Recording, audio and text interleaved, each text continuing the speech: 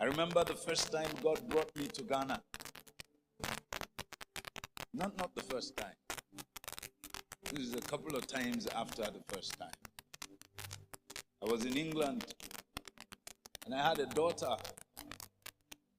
And then I would just go around singing and ministering in people's houses. I would take my tape recorder, my cassette, and I would put soundtracks in it. And I would come to your house.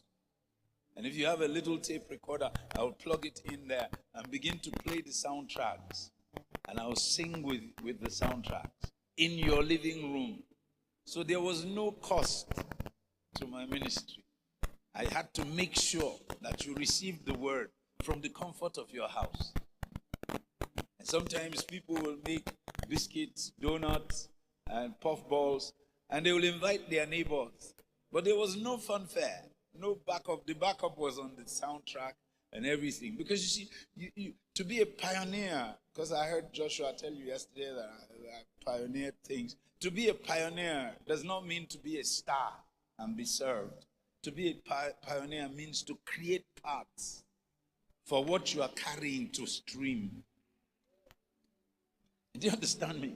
Streaming is not an online technology. It is you creating paths for what you carry to stream to the places that you wanted to get to. I didn't have money then to carry a band. So I did the next best thing. Sometimes God has to speak. And then the thunder of his voice will crack the foundations like it did in Ezekiel. And then the doorposts and the lintels of the house of God will shift a little, just a little. A little enough for this dam of water from the throne of grace to usher like a stream. It was a trickle. That's what God did for Ezekiel. Just a tiny trickle. And Ezekiel let it flow and was observing it until it became a stream, until God said to him, come, 1,000 cubits. And the water was ankle deep. And then the flow continued, and God said, come.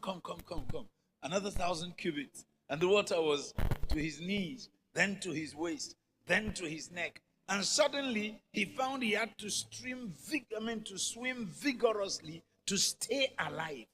It was not now a question of life and death. Because in your journey, there are times when God becomes your threat.